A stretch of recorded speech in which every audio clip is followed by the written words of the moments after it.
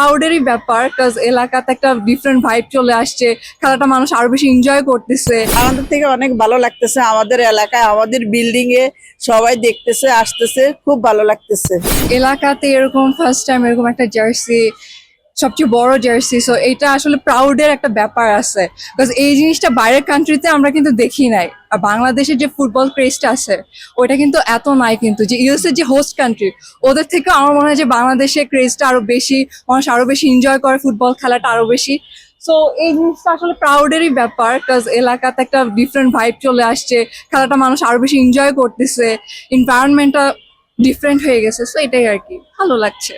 Argentina basically ছোটবেলায় বাবাকে দেখছি, বাবা ছিল ফ্যান, এন্ড দ্যাট পরে হচ্ছে যখন খেলা দেখা বুঝলাম, অবভিয়াসলি মেসিকে দেখে হচ্ছে গিয়ে, মেসি ছিল, ডি মারিয়া ছিল, হিগুয়েইন ছিল, সো এদের দেখে আর কি মানে আর্জেন্টিনার ফ্যান হয়ে ওঠা। এখানে আমাদের ছোট ভাই আছে, বড় ভাইরা আছে, সবাই মিলে ব্রাজিলের যারা সাপোর্ট করে তারা এরা করে।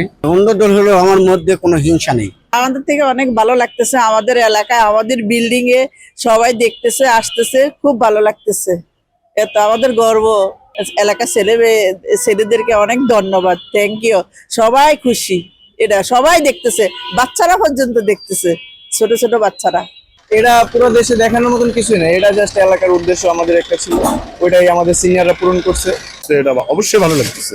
আর্জেন্টিনার ফ্যান, আর্জেন্টিনা দলকে ভালোবাসে, এই জন্য এরা এই উদ্যোগ নিচ্ছে। আর্জেন্টিনার সাপোর্টার হিসেবে, আর্জেন্টিনার ফ্যান হিসেবে আমরা যথেষ্ট আনন্দ করতেছি এই এলাকার এই উদ্যোগে। এটার খরচ অ্যাকচুয়ালি এটা আমাদের ছোট ভাইদের পকেটের টাকাই, এটা কারো কাছ থেকে নেওয়া হয়নি, ওরা নিজেরাই এটা সবাই মিলে এটা আয়োজন করছে নিজেদের ফান্ডের টাকা দিয়েই।